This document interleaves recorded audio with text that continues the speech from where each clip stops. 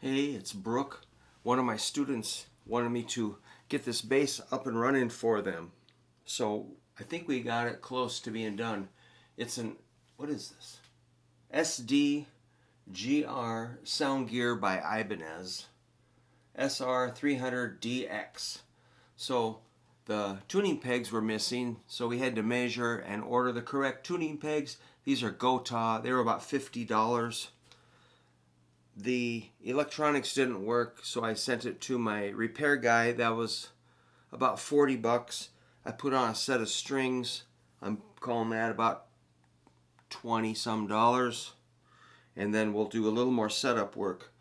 And it is working, so pretty comfortable bass. I like the contour, arm contour, nice and smooth, not too, bulky or no sharp edges. And the neck feels good.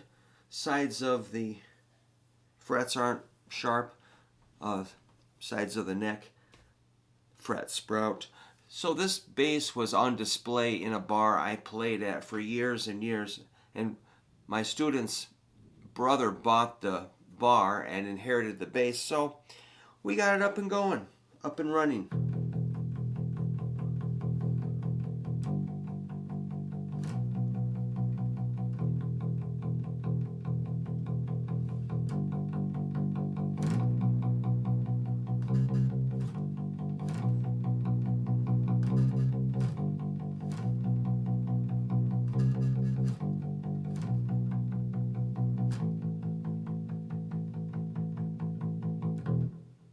Cool.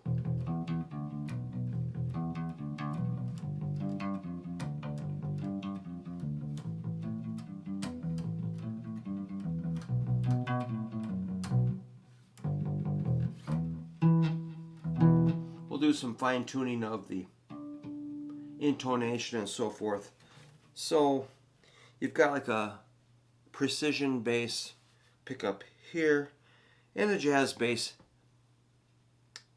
type pickup here, and there was no output. So first thing we did was change the battery. That didn't do it, so we had to go in here and do some kind of a bigger job.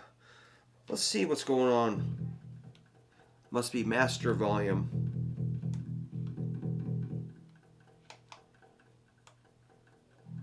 I bet this is like a pan pot where we go over to the bridge pickup and to the P bass pickup.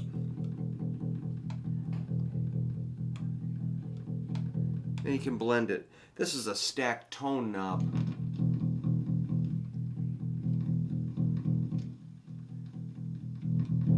Maybe you select a frequency, or is that boosting? I think it's boosting. Boosting. Neutral. Less.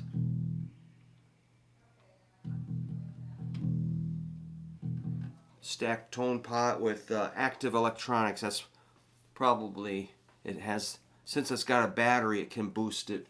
So one thing about guitars that have batteries, some of us older guys were like, man, no guitars with batteries, please. Because if you leave it plugged in, you drain the battery, so you have to unplug it. So it's pretty light. It's in pretty good shape for being a bar display. And it does have flat wounds, which are really cool.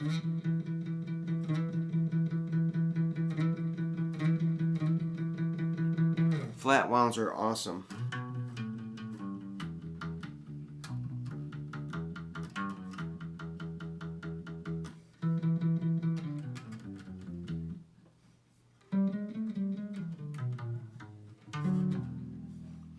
So there you go. It's SR300DX. Indonesia.